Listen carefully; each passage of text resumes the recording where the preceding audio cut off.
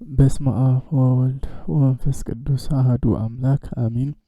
በስመ አብ ወወልድ ወመንፈስ ቅዱስ አሐዱ አምላክ አሜን። በስመ አብ ወወልድ ወመንፈስ ቅዱስ አሐዱ አምላክ አሜን። በመላው ዓለም የምትገኙ ኦርቶዶክሳውያን እህት ወንድሞቼ፣ እናት አባቶቼ ሁላችሁ እስከ ሞት ድረስ በወደደን ባፈቀረን በኃያሉ በልዑል እግዚአብሔር ስም እንደምን ዋላችሁ? እንደምን እስከዚህ ሰዓት ደረሳችሁ? አሜን። አባቶቻችን አምላክ ስሙ ዛሬም ዘወትርም እስትንፋስ ባለው አንደበት ሁሉ የተመሰገነ ይሁን። ዛሬ እንግዲህ መጋቢት 7 ላይ እንገኛለን። በዚህ ዕለት ታስበው የሚውሉ የቅዱሳንን ታሪካቸውን እንደዚሁ ከተአምረ ማርያም ከተአምረ ኢየሱስ እንዲሁም በዛሬው ዕለት ስሉስ ቅዱስ ወርሃዊ በዓላቸው ነውና ከድርሳናቸው ከተአምራታቸው እናያለን ከነሱም። ስለዚህ ቢያንስ ይሄ ለጸሎት በሚመች መልኩ አንዳንዶቹ ድርሳናትና ገድላት ያው ለጸሎት ነው የምንጠቀምባቸው፣ አባቶቹ ለጸሎት ነው የሚጠቀሙባቸውና ያንን መሰረት አድርገን እኛም ለምሳሌ ዛሬ አሁን የድርሳነ ሥላሴን በየወሩ ከፋፍለው ከመስከረም እስከ ነሐሴ ድረስ በየወሩ በቋሚነት እንዲነበብ አርገው አዘጋጅተውታል። ስለዚህ በየወሩ አለ፣ በየዕለቱም ደግሞ አለ። ስለዚህ ወይ በዕለት ወይ በወር ሆኖ የተከፈለ ነው። አብዛኞቹ ገድላት እንደዛ ናቸው። ስለዚህ ለጸሎት የምንጠቀምባቸውን ገድላት በዚህ መልኩ ነው የምንቀጥለው። በወራት ከተከፈሉ አሁን መጋቢት ነው፣ የመጋቢትን ወር ዜና ሥላሴን የመጋቢትን ወር እናነባለን። የቅዱሳንም ገድል ቢሆን እንደዛው በይበልጥ ገድላቸው የታተመ ከሆነ እና ባለን ጊዜ አቻችለን በዚህ አይነት መንገድ ነው የምንቀጥለው። በቀናት ከሆነ ደግሞ የተከፋፈሉት ለምሳሌ ዛሬ ዕለቱ ሰኞ ማታ ነው፣ ነገ ጠዋት ማክሰኞ። ስለዚህ ከሰኞ እስከ እሁድ ተደርጎ ተከፍሏል በዕለት ከሆነ። ስለዚህ የሰኞ የማክሰኞ ተብሎ እስከ እሁድ ድረስ እንደዛ ነው የብዙዎቹ ገድላትና ድርሳናት አከፋፈል በዚህ መልኩ ነው። ስለዚህ በዕለት ከሆነ የተከፈለው የጻድቁ ገድል ወይም ድርሳን የድርሳነ ሥላሴ፣ ድርሳነ ኪዳነ ምሕረት ወይም ሌሎቹ የድርሳነ መላእክት እንደነ ዜና ሥላሴ እንደነዚህ አይነቶቹን በወራት ከሆነ የተከፈሉት ያለንበትን ወር ይዘን እናያለን። በዕለት ከሆነ ደግሞ የዕለቱ የዋለበትን አስበን ያን የዕለቱን ለምሳሌ ዛሬ ማክሰኞ ነው፣ የማክሰኞውን እናደርሳለን። በወር ከተከፈለ የመጋቢትን። ስለዚህ ወደፊትም ቢሆን በዚህ መልኩ ነው የምንቀጥለው። ስለዚህ ሙሉን እንግዲህ በሚኖረን የዓመት ጊዜ ውስጥ ሙሉን ገድሉን እያየን ወይም ድርሳኑን እያየን እንሄዳለን ማለት ነው። ለምሳሌ የእስትንፋሰ ክርስቶስን የመጋቢት ወር ወይም ደግሞ የነገ የሮብ ከሆነ በሮብ ከሆነ የተከፈለው የሮቡ እናደርሳለን። ቀጣዩ ወር ላይ የሮብ የነበረው አርብ ላይ ይውላል፣ ከዛ እሁድ ይውላል፣ ከዛ ማክሰኞ፣ ሐሙስ፣ ቅዳሜ ብሎ ይቀጥላል። ስለዚህ ሙሉ ዕለታቱ ይደርሳሉ። በወሩም ከሄደ የመጋቢትን አደርሰን ቀጣዩ ወር ላይ ደግሞ የሚያዝያን ከዛ እያልን እንደዚህ በየወራቶቹ እንቀጥላለን። አካሄዳችን በዚህ መልኩ ነው የሚሆነው ማለት ነው። ለዛሬ እንግዲህ ከተአምረ ማርያም ተአምረ ኢየሱስ እንደዚሁም ከዜና ሥላሴ ያየነውን እያየን እንሄዳለን። እንደተለመደው ስንክሳሩ ጋር እንሄዳለን። ጊዜ ከበቃን አንድ ኢትዮጵያዊ ጻድቅ እንጨምራለን። በዛሬው ዕለት በወርሃዊ በዓላቸው ከሚታሰቡት ውስጥ አንዱን እንወስዳለን ጊዜው ከበቃን። ስለዚህ በድጋሚ ረድኤተ እግዚአብሔር ከሁላችን ጋር ይሁን።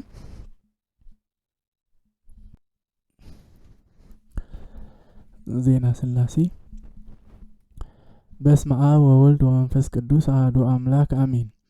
አንድ አምላክ በሚሆን በአብ በወልድ በመንፈስ ቅዱስ ስም አምነን ምንም ላጠይቁ አካላት በስም በአካል በግብር ሶስት ብንል በባህሪ በህልውና በአገዛዝ በስልጣን በመንግስት ይህን ዓለም በመፍጠር በማሳለፍ በፈቃድ በምክር አንድ ብለን አምነን የአብ የወልድ የመንፈስ ቅዱስን ድርሳን መቅድም እንጀምራለን።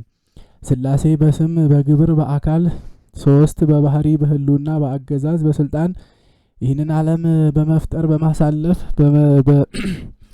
በመመገብ በመሾም በመሻር ይህንን በመሳሰለ ሁሉ አንድ ናቸው። በስም አብ ወልድ መንፈስ ቅዱስ ይባላሉ። የስም ተፋልሶ የለባቸውም። አንዱ በአንዱም ስም አይጠራም። ይህም ማለት አብ አብ ቢባል እንጂ ወልድ መንፈስ ቅዱስ አይባልም። ወልድም ወልድ ቢባል እንጂ አብ መንፈስ ቅዱስ አይባልም። መንፈስ ቅዱስም መንፈስ ቅዱስ ቢባል እንጂ አብ ወልድ አይባልም።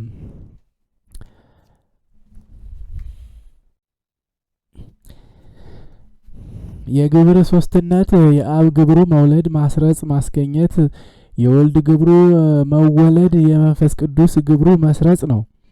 አብ ቢወልድ ቢያሰርጽ እንጂ እንደ ወልድ አይወለድም፣ እንደ መንፈስ ቅዱስም አይሰርጽም። ወልድም ቢወለድ እንጂ እንደ አብ አይወልድም አያሰርጽም፣ እንደ መንፈስ ቅዱስም አይሰርጽም። መንፈስ ቅዱስም ቢሰርጽ እንጂ እንደ አብ አይወልድም አያሰርጽም፣ እንደ ወልድም አይወለድም።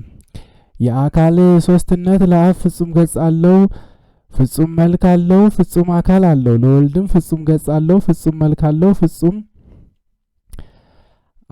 ገጽ አለው፣ ፍጹም አካል አለው። ለመንፈስ ቅዱስም ፍጹም ገጽ አለው፣ ፍጹም መልክ አለው፣ ፍጹም አካል አለው።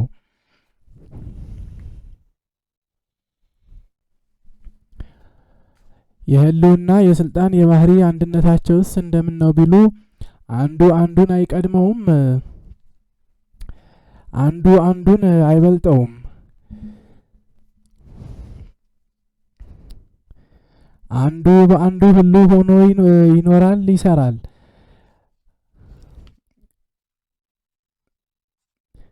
እንዲህ ከላይ እንደገለጽ ነው ሥላሴ ዓለም ከመፈጠሩ አስቀድሞ አንድነታቸው ሶስትነታቸውን ሳይጠቀልለው ሶስትነታቸው አንድነታቸውን ሳይከፋፍለው በአንድነት በሶስትነት ሲሰለሱ ሲቀደሱ ይኖሩ ነበረ።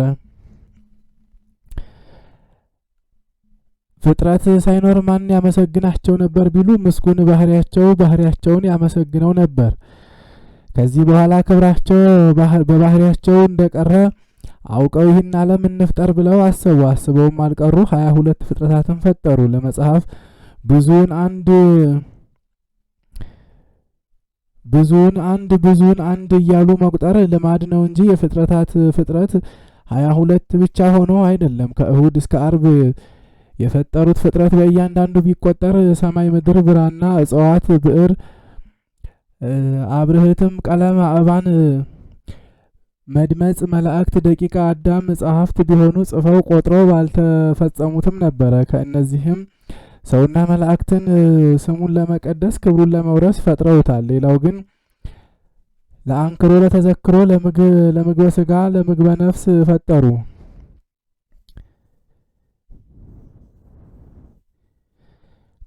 ሰውን አዳምን ከአራቱ ባህሪያተ ስጋ ከሶስት ባህሪያተ ነፍስ ፈጥረው በልጅነት አክብረው በገነት አኖሩት። አዳምም አትብላ የተባለውን ዕፀ በለስ በላ። በሞተ ስጋ በሞተ ነፍስ በርደተ መቃብር በርደተ ገሃነም ፈረዱበት። ከገሃነምም አውጥተው በደብር ቅዱስ አኖሩት። አዳምም በፈታይነቱ አንጻር መሐሪነቱ እንዳለ አውቆ ቀኖና ቢገባ 5500 ዘመን ወይም 5 ቀን ተኩል ሲፈጸም ከልጅ ልጅ ተወልጄ አድንሃለሁ ብሎ ቃል ኪዳን ሰጠው። ተስፋውን ነገረው። ከዚያም በቅዱሳን ነቢያት አድሮ ትንቢት ሲያናግር ተስፋ ሲያስቆጥር ኖሮ ቀን ቢደርስ እንባ ይፈስ እንዲሉ ቀኑ ሲደርስ ንጽሕት ድንግል ከምትሆን ከክብርት እመቤታችን ያለ ዘርአ ብእሲ በፍጹም ተዋህዶ በግብረ መንፈስ ቅዱስ ከስጋዋ ስጋ ከነፍሷ ነፍስ ነስቶ ተወለደ። ተወልዶም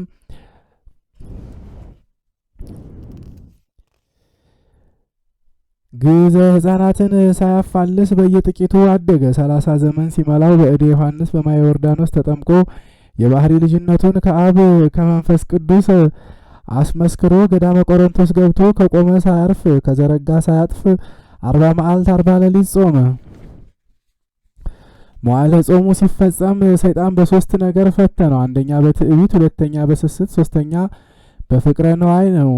በትዕቢት ቢመጣበት በትህትና፣ በስስት ቢመጣበት በትዕግስት፣ በፍቅረ ነዋይ ቢመጣበት በጸሊአ ነዋይ ድል ነስቶታል። ሶስቱ አርእስተ ኃጣውእ የሚባሉ እነዚህ ናቸው። ዛሬም ሰው በእነዚህ ድል ከነሳ ሌሎቹ የቀሩት አይቆሙለትም። ከዚህ በኋላ ምድረ እስራኤል ገብቶ ትምህርት ተአምራት ማድረግ ጀመረ። የቃሉን ትምህርት ሰምተው የእጁን ተአምራት አይተው ከ10 አህጉር ከብዙ መንደር ተውጣጥተው የ5 የገበያ ያህል ሰዎች ተከተሉት። 3 ዓመት ከ3 ወርም ወንጌልን አስተምሮ ትምህርቱን በእውነት ሲረዳለት ለድህነተ ዓለም በማዕከለ ምድር በቀራንዮ ተሰቀለ። ተሰቅሎም ዓለሙን አድኖ 3 መዓልት 3 ሌሊት በከርሰ መቃብር አድሮ ሙስና መቃብርን አጥፍቶ ብርሃነ መለኮቱን ገልጦ ተነሳ። ተነስቶም 40 ቀን ለሐዋርያት መጽሐፈ ኪዳንን አስተምሯቸዋል። ከዚህ በተነሳ በ40ኛው ቀን አንትሙሰን በሩ ሀገረ ኢየሩሳሌም እስከ ተለብሱ ኃይለ ማርያም ብሎ ትእዛዙን አዟቸው ተስፋውን ነግሯቸው አረገ። ባረገ በ10ኛው በተነሳ በ50ኛው ቀንም ለሐዋርያት በጽራጽዮ መንፈስ ቅዱስን ላከላቸው። ሐዋርያትም መንፈስ ቅዱስን ተቀብለው ፍርሃን የነበሩት ጥቡዓን ሆኑ። በአይምሮ ጎለመሱ፣ ከብሌት ታደሱ። ሁሩ ወመሃሩ ባላቸው ቃል መሰረትም በዓለም ዞረው የከበረች ወንጌልን አስተማሩ፣ ቤተ ክርስቲያንን ሰሩ። በዚህም መሰረት ከሐዋርያቱ ሁለቱ ቅዱስ ቶማስና ቅዱስ ቶማስ በሀገራችን ቅዱስ ወንጌልን እንዳስተማሩ የቤተ ክርስቲያን ታሪክ ይመሰክራሉ። ነብዩ ዳዊት ኢትዮጵያ እጆቿን ወደ እግዚአብሔር ትዘረጋለች ብሎ የተነገረላት ሀገራችን ኢትዮጵያ በሕገ ልቦና ኋላም በሕገ ኦሪት ጸንታ አምልኮተ እግዚአብሔር ስትፈጽም የኖረች ሀገረ እግዚአብሔር ናት።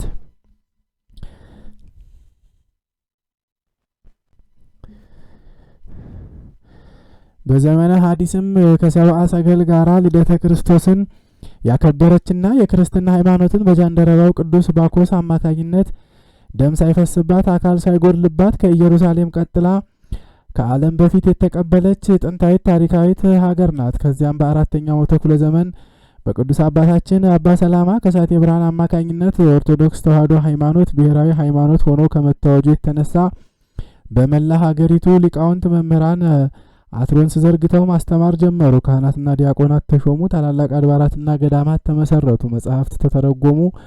በስላሴ በመላእክት በጻድቃን በሰማዕታት ስም ድርሳናት፣ ገድላት፣ ተአምራት እግዚአብሔር ባደረባቸው መንፈስ ቅዱስ በገለጠላቸው ሊቃውንት አባቶቻችን ተደረሱ፣ ተዘጋጁ፣ ተጻፉ። ከእነዚህም አንዱ ስላሴ ለሰው ልጆች ያደረጉትን ምሕረት፣ ቸርነት፣ በረከት፣ ረድኤት፣ ተአምራት የሚናገር ዜና ስላሴ የተሰኘው ይህ ድርሳን ነው። ይህም በኢትዮጵያዊው ሊቅ በደራሲ በአባ ጊዮርጊስ ዘጋስጫ በግዕዝ ቋንቋ በብራና ተጽፎ በየገዳማቱ ሲነበብ፣ አጋንንት ሲባረሩበት፣ ሕሙማን ሲፈወሱበት፣ የስላሴ ምሕረት ቸርነት ሲታሰብበት እስከ ያለንበት ዘመን ደርሷል። ይሁን እንጂ መጽሐፉ የሚገኙበት በተወሰኑ አድባራትና ገዳማት በመሆኑ ምእመናን በቀላሉ ሊያገኙት ባለመቻላቸው ወዲህም በግዕዝ ቋንቋ ብቻ ስለተጻፈ ምስጢሩን የሚሰሙትና የሚያውቁት የተወሰኑ ሰዎች በመሆናቸው ሁሉም ክርስቲያን በቀላሉ አንብቦ እንዲረዳው በማሰብ ግዕዙን ወደ አማርኛ ተርጉመን በግዕዝና በአማርኛ ተዘጋጅቶ ቀረበ። የስሉስ ቅዱስ ረድኤታቸው በረከታቸው ከሁላችን ጋር ይሁን ዛሬም ዘውትርም ለዘላለሙ አሚን።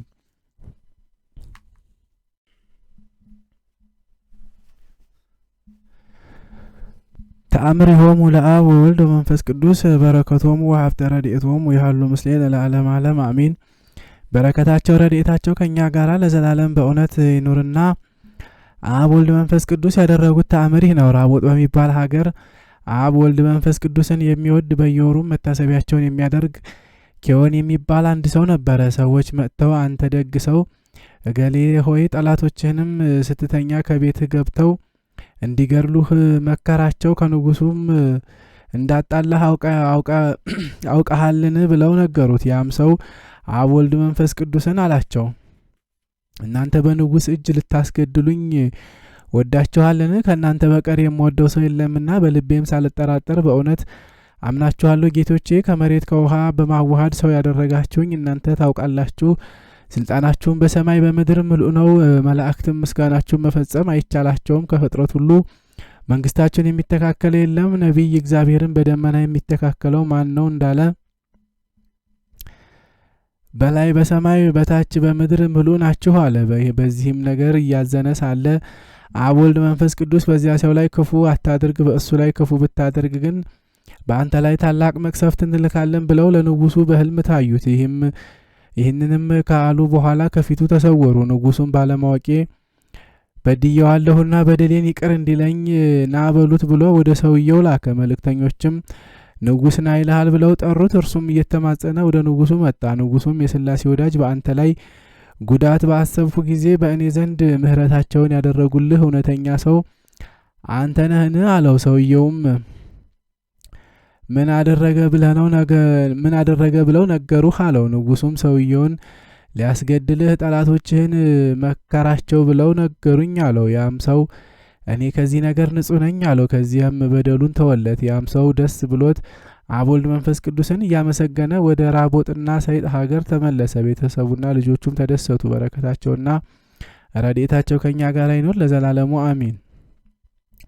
ዳግመኛም ረድኤት በረከታቸው ከእኛ ጋር ለዘላለም ይደርብንና አብ ወልድ መንፈስ ቅዱስ ያደረጉት ተአምር ይህ ነው።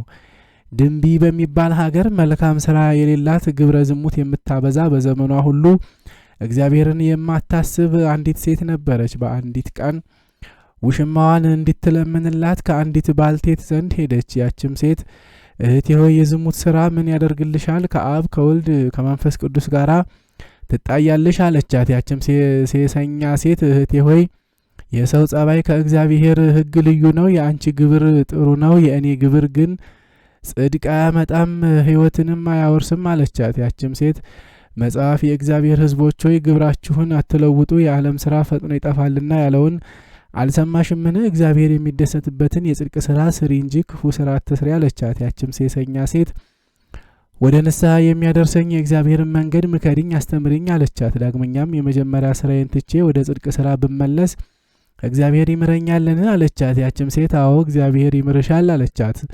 ዘማዊዋም በእውነት በቃልሽ ተመከርኩ አለቻት። ይህንንም ብላ ወደ ሀገሯ ሄዳ አብ ወልድ መንፈስ ቅዱስን እያመሰገነች ቤቷ ገባች። ከዚያም እስከ ዕለተ ሞቷ ድረስ በድንግልና ኖረች። በረከታቸው ረድኤታቸው ከእኛ ጋር ይኑር አሚን። ረድኤት በረከታቸው ከእኛ ጋር ለዘላለም በእውነት ይኑርና አብ ወልድ መንፈስ ቅዱስ ያደረጉት ተአምር ይህ ነው። አብርሃም በካራን ሳለ ሀብቱ በዛ፣ የእግዚአብሔርንም ሕግ ወደደ ጠበቀ። ልጁ የአባቱን ስራ አይተውም ያለውን የመጽሐፍ ቃል ሽሮ የአባቱን ግብር አልተከተለም፣ የፈጣሪውን ትእዛዝ ተከተለ እንጂ በሃይማኖቱም አመነ። ከዚህም በኋላ መልአከ ሞት ከእግዚአብሔር አብ ከእግዚአብሔር ወልድ ከእግዚአብሔር መንፈስ ቅዱስ ዘንድ ተልኮ በቤቱ በእንግድነት አደረ። ገጽህን በማየት ሳታስደነግጥ ወዳጃችን አብርሃምን አምጣው ብለውታልና መልአከ ሞት እንደሆነ ሳያውቁት ከአብርሃም ማዕድ እየተመገበ 3 መዓልት 3 ሌሊት ቆየ። 3 መዓልት 3 ሌሊት ከሆነው በኋላ መልአከ ሞት አብርሃምን እግዚአብሔር ወደ አንተ ልኮኛልና የምነግርህ ነገር አለኝ። ቤተሰብህን ውጡ፣ እንዳትሞቱም ወደ ኋላ አትመልከቱ በላቸው አለው። አብርሃምን ቤተሰቡን ከዚህ ውጡ፣ ራቁ፣ ክፉ አሟሟት እንዳይሞት ትእዛዜን ተላልፈው አንድ ሰው አይቅር፣ ከወጣችሁም በኋላ ወደ ኋላ አትመልከቱ አላቸው። ሰዎችም እርስ በርሳቸው መልኩ ያማረ ይህ ጎልማሳ ምን ይነግረዋል እየተባባሉ ወጡ። ከዚያም የቤቱን መስኮት የሚጠብቁትን ሄዳችሁ ይሁ ያያችሁትንም አትደብቁ፣ በሚስጥር ንገሩን ብለው ለመኗቸው። የተዘጉ መስኮቶችን ከፈቱ። መልአከ ሞትም አብርሃምን ከዚህ ዓለም የምትፈልስበት ቀን ደርሷል አለህ እግዚአብሔር አለው። አብርሃምም አንተ ማን ትባላለህ አለው። እሱም እኔ ወደ ጠላቶቹ የአምላክ የእግዚአብሔር መልአክ ነኝ አለው። አብርሃምም የዋሁና የጽድቁ የአቤልን ዝክር መታሰቢያ ያጠፋህ አንተ ነህን አለው። መልአከ ሞትም አዎ የጻድቅ ሞት እኔ ነኝ፣ ባልንጀራዬም መልአኩ ገብርኤል ነው አለው። አብርሃምም ዘወትር እንደዚሁ ወደ ሁሉም ሰው በጥሩ ገጽ ትመጣለህን አለው። መልአከ ሞትም እግዚአብሔር ለሁሉ እንደዚህ አላደረገም፣ ወዳጄ እንዳይደነግጥ በእንግዳ አምሳል በቤቱ እደር ብሎ በእውነት ለአንተ አደረገ እንጂ ወደ ሌላው በጥሩ ገጽ አልመጣም። በኋላ ለሚመጣ ትውልድ ግን በክፋትና በሐውክ ዘመን የፈጣሪያቸውን ኃይል አያስቡምና የወጣ አይገባም የገባም አይወጣም አለው። መልአከ ሞትም ለአብርሃም ይህን ሲነግረው ክፉ ገጹን አሳየው። ወዲያውም ያለ ጭንቀት ያለ ስቃይ ነፍሱ ተለየች። የመልአከ ሞትን ፊት ያዩ ከአብርሃም ጋር ነፍሳቸው ተለየች። በዚያችም ቀን የሞቱት ቁጥራቸው 18 ሆነ። ይህም ተአምር የተደረገ ነሐሴ 28 ቀን ነው። በረከታቸው ረድኤታቸው ከኛ ጋር ይኖር ለዘላለሙ አሚን።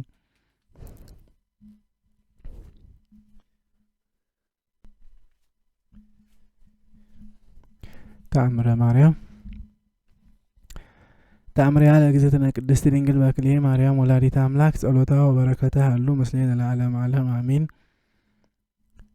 ልመናዋ ክብራ ለዘላለሙ በእውነት ይደርብንና አምላክን የወለደች በድንጋሌ ሥጋ በድንጋሌ ነፍስ የጸናች የክብርት እመቤታችን ያደረገችው ተአምር ይህ ነው። አምላክን የወለደች በድንጋሌ ሥጋ በድንጋሌ ነፍስ የጸናች ክብርት እመቤታችንን ባለው ኃይል ሁሉ የሚያገለግልና በፍጹም ልቡ እግዚአብሔርን የሚወድ ባሮክ የሚባል አንድ ዲያቆን ካህን ነበረ። እርሱም ሁል ጊዜ ኢየሩሳሌምን ጥፋቷንና የሕዝቧንም መሰደድ የእመቤታችንንም የጽላቷን መበዝበዝ አታሳየኝ እያለ ወደ እግዚአብሔር ይጸልይ ነበር።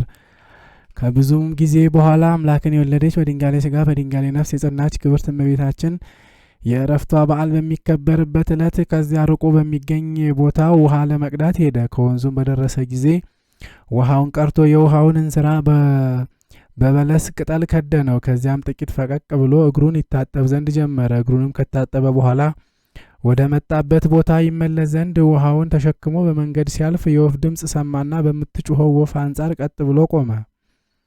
ያችም ወፍ በቃሏ እያፏጨች ባሮክ ባሮክ የእግዚአብሔርን ክብርና የዓለምንም ነገስታት ሁሉ ታሪክ ትመለከት ዘንድ ወደ መጣህበት ተመለስ አለችው። በዚህም አይነት ግብር እመቤታችን ቅድስት ድንግል ማርያም በወፍ ተመስላ በፀሐይ መግቢያ በኩል በግልጽ ታይታ አነጋገረችው። ዳግመኛም ያች ወፍ በእመቤታችን ተመስላ አገልጋይ ባሮክ ሆይ የምነግርህን ትሰማ ዘንድ በቀኝ በኩል ወደ እኔ ተመለስ እያለች በመላእክት ቋንቋ ጠራችው። ያን ጊዜም ባሮክ ወፏ ወደ አለችበት ቦታ መለስ አለና ወፏ የምትናገረውን ቃል ከሰማ በኋላ ከድምጿ ማማር የተነሳ ሰለሞን በመህልዩ እንደተናገረ የበገናና የመሰንቆ ድምፅ ደስ እንደሚያሰኝ ሁሉ ድምጿ ደስ ያሰኛል አለ። ያን ጊዜም እንቅልፍ አለውና ዓይኖቹን ማሸለብ ስለጀመሩ ከጎዳናው ጥቂት ልፍ ብሎ በውሃ እንስራው ላይ እጁን ተንተርሶ ተኛ።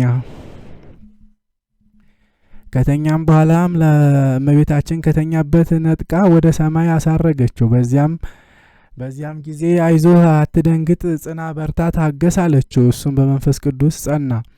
ሊመረመርና ሊነገር የማይቻል የነገስታትን፣ የመኳንንትን፣ የወንዶችና የሴቶችን፣ የመነኮሳትና የመምህራንን፣ የአዋፍን ሚስጥረ ጠባይን ሁሉ አሳየችው። ዳግመኛም ወደ አንበሳው ንጉሥ ወስዳ ከእሱ ዘንድ አደረሰችውና ከረሃብ ብዛት የተነሳ በጣም የከሱትን ላሞችና እንስሶች ሲያርድ ሲያወራርድ አሳየችው። በዚያም ጊዜ ሁኔታውን ሁሉ ታስረዳው ዘንድ ጥያቄ ያቀረበላት። እርሷም አገልጋይ ባሮክ ሆይ የፀሐይና የጨረቃን የከዋክብትንም ባህሪያት ሁሉ እግዚአብሔር እስኪገልጽልህ ድረስ ጥቂት ታገስ አለችው። ትንሽም ታግሶ ቆይቶ እነሆ በመላዋ ምድር ላይ የሚነግሰው አንበሳ በዘመነ መንግስቱ ትክክለኛ ፍርድ፣ እውነተኛና ጻድቅ ንጹሕ መስዋዕትም አይኖርም አለችው። ዳግመኛም ወስዳ ከታላቅ ገበሬ ዘንድ አደረሰችውና አገልጋይ ወይንም አሽከር ጌቶቹን ወይም የነገስታቱን ወንዶችና ሴቶች ልጆቻቸውን ሲገርፍና ሲደበድባቸው ሲያዋርዳቸውም የሴቶች የወር ግምጃቸውን በ12 ጋኖች ሞልቶ እንደ ወጥ ሲያስጠቅሳቸው አየ። ሁለተኛም አንድ ዙፋን አየ። በዙፋኑም አጠገብ ያለ አንዲት ሴት በስተቀር አንዳች ነገርስ እንኳን የለም። በዚያን ጊዜ እነዛ ታላላቅ ነገስታትና እንደዚሁም የከበሩ መኳንንቶች ወዴት አሉ ብሎ ጠየቃት። እሷም እነሱን ፍርድ በማጓደል ሰላምን፣ ፍቅርን በማጥፋት ተፈርዶባቸው እነሆ አስቀድመው ጠፍተዋል አለችው። ዳግመኛም በየተመደበላቸው የሥራ ድርሻ ማለት የብሉይና የሐዲስን ስርዓት ያላደላደሉ የነበሩ የሕዝብ አለቆችና መጽሐፍትን የሚተረጉሙና የሚያስተምሩ መምህራንና ሊቃውንት የነበሩትን ታላላቅ ከፍተኛ የሆነች መቅደስ አሳየችው። ያን ጊዜም አስቀድሞ ከዚህ የነበሩ ክቡራን የሆኑ መጽሐፍትን የሚተረጉሙ ሊቃውንት ዛሬ ወዴት አሉ ብሎ ጠየቃት። እሷም መልሳ መማለጃን በመቀበል ጉቦ በመብላት የአመፅን ገንዘብ በመሰብሰብ እነሆ አስቀድመው ወደ ሲኦል ተቆልቁለው ወርደው በዚያ ጠፍተዋል አለችው። ከዚህም በኋላ ወደ መነኮሳት ገዳም ወስዳ ከዚያ ደረሰችው። ከዚያም አስኬማቸውንና ቆባቸውን አገኘ። በዚያም ጊዜ እየፈራና እየተንቀጠቀጠ እህል ሳይበሉ ወይም ምግብ ሳይመገቡ በጾም በጸሎት ብቻ የሚኖሩ መነኮሳት ወዴት አሉ ሲል ጠየቃት። እርሷም በመገረም እነሱማ ንጽህናቸውን ባለመጠበቃቸው ንጹሕና ቅዱስ የሆነ ክንፈ ንጽህናቸው በዚህ ዓለም የኃጢአት በደል ፈጽሞ ስለተሰበረ ስቃይና ለቅሶ ጥርስ ማፋጨት ብዙ ዋይታም ወዳለበት በሕይወታቸው ወደ ሲኦል ረግረግ እንደሰጠሙ አልሰማህምን? አላስተዋልክምን? አለችው። ከዚህም በኋላ የሰው ባህሪ ንጹሕ ወይንም ጻድቅ መስሎ ሲታይ ስራው ሲመረመር ግን ኃጥእ ወይንም በደለኛ መሆኑ ያስደንቃል። ይህም በሰውና በመላእክት ዘንድ አስጨናቂ ነገር ነው አለ። ያን ጊዜም በአይነ ህሊና በተመስጦ ልቦና በእዝነ መንፈስ በፍጹም አንክሮ የእግዚአብሔርን ስራ እያደነቀ ሳለ በዚህ ምን ትደነቃለህ? ገና ከዚህ የበለጠ ታያለህ አለችው። ከዚህም በኋላ ወደ ላይ ወደ ሰማይ ያወጣችውና በውስጧ ማንም ያልገባባት ዙሪያዋን በነደ እሳት የታጠረች ከፀሐይ ብርሃን 7 እጅ የምታበራ ሀገር አሳየችው። በዚያም ጊዜ ከዚህች እጅግ ውብና የምታምር ብርህትና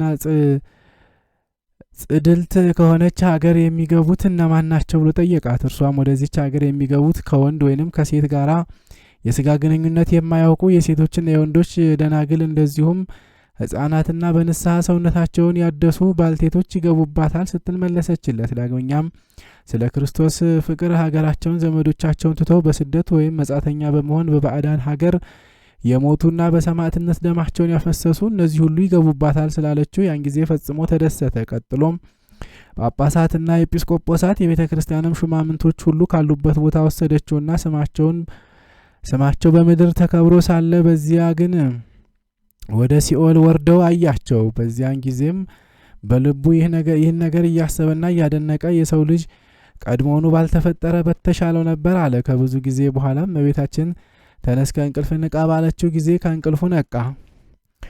ከእንቅልፉም በነቃ ጊዜ በራእይ ተገልጾለት ስለተመለከተው ሁሉ ሰውነቱ እጅግ ተጨነቀች። የቆመባትን ምድር ጠበበችው። ስለዚህም ወይኔ ወዮልኝ ወዮታ አለብኝ እያለ አለቀሰ። የእመቤታችን አገልጋይ የሚሆን ዲያቆኑ ባሮክ ይህንን ራእይ እመቤታችን ገለጸችለት። ከእንቅልፉም ነቅቶ በተነሳ ጊዜ ያችን የውሃውን እንስራ የከደነባትን የበለስ ቅጠል ከልምላሜዋ ሳትጠወልግ ወይንም ሳትደርቅ ስላገኛት ፈጽሞ በመደሰት እግዚአብሔርንና አምላክን የወለደች በድንጋሌ ስጋ በድንጋሌ ነፍስ የጸናች ክብርት እመቤታችንን እያመሰገነ በሰላም ወደ ሀገሩ ሄደ። ስለዚህም ነገር እመቤታችን በብዙ አምሳልና በብዙ ተአምር የገለጸችለትን ድንቅ ስራ እያደነቀ እስከ ዕለተ ሞቱ ድረስ በንጽህና በድንግልና ኖረ። የክብርት እመቤታችን ልመናዋ ክብሯ ለዘላለሙ በእውነት ይደርብን፣ አሚን። ተአምረ ኢየሱስ ተአምር ዘገብረ እግዚእነ ወአምላክነ ወመድኃኒነ ኢየሱስ ክርስቶስ ሳህሉ ወምሕረቱ ያህሉ ምስሌነ ለዓለመ ዓለም አሚን። ይቅርታው ቸርነቱ ለዘላለሙ በእውነት ለሁላችን ይደረግልንና ጌታችን አምላካችን መድኃኒታችን ኢየሱስ ክርስቶስ ያደረገው ተአምር ይህ ነው። የገሊላና የይሁዳ ሰዎች ለ4 ዓመት ከመንፈቅ ያህል ደክመው ዘርተው አዝመራ ሳያገኙ ቀሩ። ምክንያቱም አዝመራው በሸተ ጊዜ አንበጣ ምንም ሳያስተርፍ ይበላባቸው ነበርና። በዚህ ምክንያት በዚያ ሀገር ላይ ታላቅ ብዙ ችግር ደረሰ። በረሃብም የተነሳ በእስራኤል ልጆችና በዚህ ሀገር በያወራጃ የሚኖሩ የውጭ ሀገር ሰዎችም ብዙዎች ሞቱ። ከ4 ዓመት ከመንፈቅም በኋላ የእስራኤል ልጆች ተሰብስበው እርስ በርሳቸው ያ እኔ ክርስቶስ ነኝ የሚለው ሰው ወዴት ይኖራል? ይህንን ችግር ከእኛ የሚያስወግድልን ቢሆን እስኪኑን ፈልገው ተባባሉ። በዚያን ጊዜ ኒቆዲሞስ ይህ ሰው የሚሰራውን ስራ የእግዚአብሔር ስልጣን በሱ ላይ ካደረበት በቀር ማንም ሊሰራው አይችልም አላቸው። እነሱም ኒቆዲሞስን እባክህ ተባበረን፣ ወዳጅህ ነውና ይህን አስከፊ ጥፋት ከኛ ያስወግድልን ዘንድ ለምነው አሉት። ኒቆዲሞስም እሺ ብሎ ወደ ጌታ ኢየሱስ ሄደና ቸር መምህር ሆይ ከእግዚአብሔር ዘንድ ወደዚህ ዓለም እንደመጣህ አውቃለሁ። ኃይሉና ጥበቡ አንተ ነህ። ይህም ረሃብና መዓት አንበጣውም በእኛ ላይ የመጣው አንተ ኃይልህን ትገልጽ ዘንድ ነው። አሁንም መምህር ሆይ ሕዝብህን ይቅርበል፣ ልንሸከመው የማንችለው በሞትና በመቅሰፍት ተቀጥተናልና አለው። ጌታ ኢየሱስም የእስራኤል ልጆች ንስሐ ቢገቡ ኖሮ ይህች የከፋሽ ጥፋት ባላገኘቻቸውም ነበረ። ዶሮ ጫጩቶቿን በክንፏ እንደምትታቀፍ እኔም ልሰበስባቸው ስንት ጊዜ ወደድኩኝ። ነገር ግን ወደ ጥፋት ይገቡ ዘንድ ትእዛዜን እምቢ አሉ አለው። ኒቆዲሞስም አቤቱ ጌታዬ ሆይ ያለፈውን ይቅር ብለህ መዓትህን ከእኛ ርቅ አለው። ጌታ ኢየሱስም ኒቆዲሞስን እሺ የለመንከኝን ሁሉ አደርጋለሁ አለው። ኒቆዲሞስም መምህር ሆይ ይህንን መቼ ታደርገዋለህ አለው። ጌታ ኢየሱስም ይህ መዓት ከእናንተ ይርቅ ዘንድ በዕለተ ሰንበት አዘዋለሁ አለው። ኒቆዲሞስም ጌታዬ ሆይ በሰንበት ቀን ስራ መስራት ይገባልን? አለው። ጌታ ኢየሱስም ኒቆዲሞስ ሆይ እስኪ ፍረድ፣ በሰንበት ቀን ሰው ከሞት ቢድን ይሻላል ወይስ ቢሞት? አለው። ኒቆዲሞስም ከመሞትስ መዳን ይሻላል አለው። ጌታ ኢየሱስም የሰው ልጅ ለሰንበት ጌታዋ ነውና በሰንበት ቀን የፈቀደውን ለማድረግ ስልጣን አለው አለው። ኒቆዲሞስ ሆይ ሰንበት ስለ ሰው ልጅ ተፈጠረች እንጂ የሰው ልጅ ስለ ሰንበት አልተፈጠረም። ስለዚህም የሰው ልጅ በሰንበት ቀን ብዙ ነፍሳትን ያድን ዘንድ በሰማይም በምድርም ስልጣን አለውና ኒቆዲሞስ ሆይ ነቢዩ ኤልያስ ነቢያትን ከፈጀች ከኤልዛቤል ፊት ይሰወር ዘንድ ባዘዝኩት ጊዜ በሰንበት ቀን ጭምር 40 መዓልትና 40 ሌሊት እንደተጓዘ አታውቅምን? ስለሆነም ለቃሌ ታዛዥ በመሆኑ የሰንበት ጉዞ በደል አልሆነበትም። ከንጉሱ ከአክዓብና ከሚስቱ ከኤልዛቤልም እጅ አዳንኩት አለው። ኒቆዲሞስም ከጌታ ኢየሱስ ክርስቶስ አንደበት ይህን ነገር በሰማ ጊዜ በልቡ እንዲህ ሲል አሰበ፣ የዚህ ሰው አነጋገር እንደ ሌላው ሁሉ አይደለም፣ ንግግሩም እንደ 20 ዓመት ወጣት ንግግር አይደለም። በዚያን ወራት ግን ጌታ በድንጋሌ ሥጋ በድንጋሌ ነፍስ ከጸናች ከክብርት እመቤታችን በሥጋ ከተወለደ 30 ዓመቱ ነበረ። ጌታ ኢየሱስም ኒቆዲሞስ በልቡ ያሰበውን አውቆ ለምን በሐሳብህ ትሰነካከላለህ? አለው። ኒቆዲሞስም ለጌታ ኢየሱስ መልስ በሚሰጥበት ጊዜ የጌታ ኢየሱስ ፊቱ ከፀሐይ 7 እጅ ፈጽሞ አበራ። ዳግመኛም ብሩህ ደመና ሲከበው አየ። ከደመናውም ውስጥ አንድ መልአክ ወርዶ በጌታ ፊት እየሰገደ አቤቱ ከጌትነቱ ዙፋን የማይናወጽ ሆይ፣ ምድርን የእግሩ መረገጫ ያደረገ ሆይ፣ ሰማይና ምድር ሊወስኑት የማይቻላቸው ሆይ፣ አቤቱ የተወደደ ጌታ ተቀዳሚ ተከታይ የሌለው የእግዚአብሔር ልጅ ሆይ፣ ይሰራው ዘንድ ምን ታዘኛለህ? ሲል አየ ሰማ። ጌታ ኢየሱስም በገሊላና በይሁዳ ምድር የታዘዘውን በትረ መዓት በዕለተ ሰንበት ትመልስ ዘንድ አዝሃለሁ አለው። ኒቆዲሞስም ይህን በተመለከተ ጊዜ ፍራቻና ድንጋጤ ያዘው። ከፍርሃቱም ብዛት የተነሳ ጥርሱን አፋጨ፣ ጉልበቱም ተብረከረከ። ጌታ ኢየሱስም ኒቆዲሞስ ሆይ ምን አይተህ ደነገጥክ? አንድ መልአክ አይተህ ይህን ያህል የፈራህ? የሰው ልጅ በሕያዋንና በሙታን ላይ ለመፍረድ በመንግስቱ ግርማ በጌትነቱ ምስጋና ከመላእክቶቹ ጋር በመጣ ጊዜ እንዴት ትሆናለህ? አለው። በዚያች ዕለት ታላቅ ለቅሶና ዋይታ ጥርስ ማፋጨት ይሆናል አለው። በዚህም ጊዜ ኒቆዲሞስ ታላቅ ለቅሶን አልቅሶ የእስራኤል አምላክ ሆይ አምኜብሃለሁ፣ ይቅር በለኝ አለ። ጌታ ኢየሱስም ኒቆዲሞስ ሆይ እወቅ፣ ከውሃና ከመንፈስ ቅዱስ ካልተወለደ በቀር ማንም መንግስተ ሰማያት ሊገባ አይችልም። አሁንም ወደ እስራኤል ልጆች ሂድና እናንተ ልባችሁ የደነደነ እስከ መቼ እታገሳችኋለሁ? ይላል ጌታ። በልና ንስሐ ይገቡ ዘንድ ንገራቸው አለው። ኒቆዲሞስ ሆይ እወቅ፣ ይህን ደቀ መዝሙሬ ሆነህን እንድታስተምር ሾሜሃለሁ አለው። ኒቆዲሞስም ወደ እስራኤል ልጆች ሄደና የጌታ ኢየሱስ ክርስቶስ ገቢረ ተአምራቱን ሁሉ ነገራቸው። ከእነሱም ብዙዎች በኒቆዲሞስ ትምህርት አመኑ። የአንበጣውም መንጋ በዕለተ ሰንበት ከገሊላና ከይሁዳ ምድር ተወገደ። የአይሁድ አለቃ ኒቆዲሞስም ጌታ ኢየሱስ ክርስቶስ የእግዚአብሔር መልአክ አንበጦቹን በእጁ እየጠፋ በክንፉ እየጸፋ ያስወግድ ዘንድ ሲያዘው አይቶ ፈጽሞ ተደነቀ። እግዚአብሔርንም አመሰገነው። የመድኃኔዓለም ኢየሱስ ክርስቶስ ይቅርታው ቸርነቱ ለዘላለሙ በእውነት ለሁላችን ይደረግልን፣ አሚን።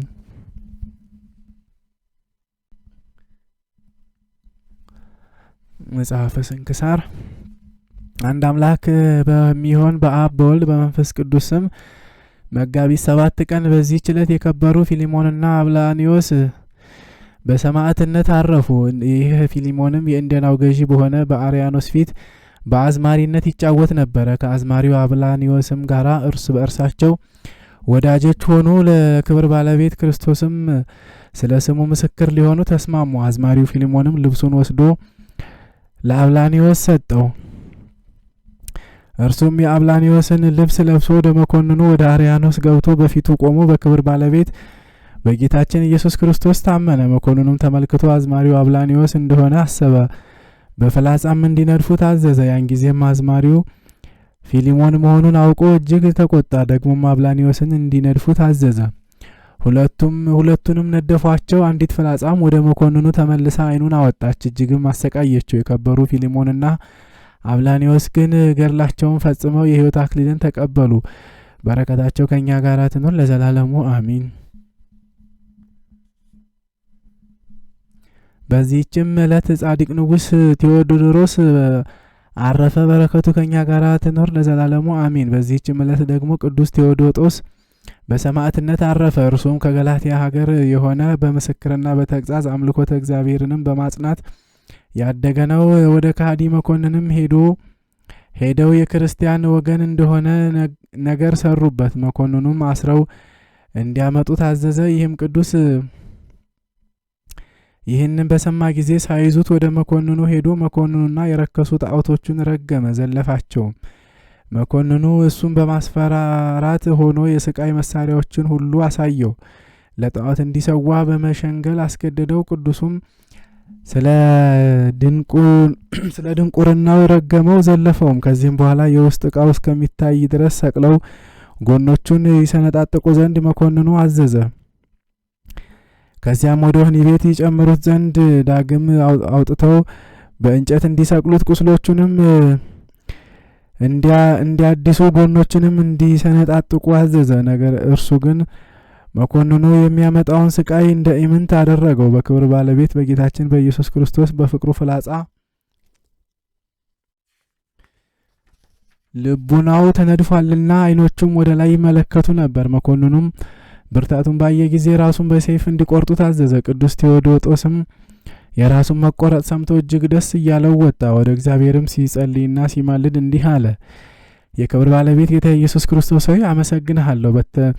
ከተከታተለኝ የክፉ ነገር ሁሉ አድንኸኛልና በጠላትነት የተነሱብኝም ወደ ገሃነም አወረድካቸው። እኔንም ከሞት በር ከፍ ከፍ አደረግከኝ። ይህንንም ብሎ በሰገደ ጊዜ ወታደሩም የቅዱሱን ዓይን ይሸፍን ዘንድ መሸፈኛ መጣ። ቅዱሱም ይህ ሞትን ለሚፈሩ ነው፣ እኔ ግን በክብር ባለቤት በጌታ ኢየሱስ ክርስቶስ ስም ሞትን አልፈራም አለ። ወታደሩም ሰይፉን መዞ የከበረች ራሱን ቆረጠ። የሰማዕትነትንም አክሊል ተቀበለ። በረከቱ በላያችን ትደር ለዘላለሙ አሚን።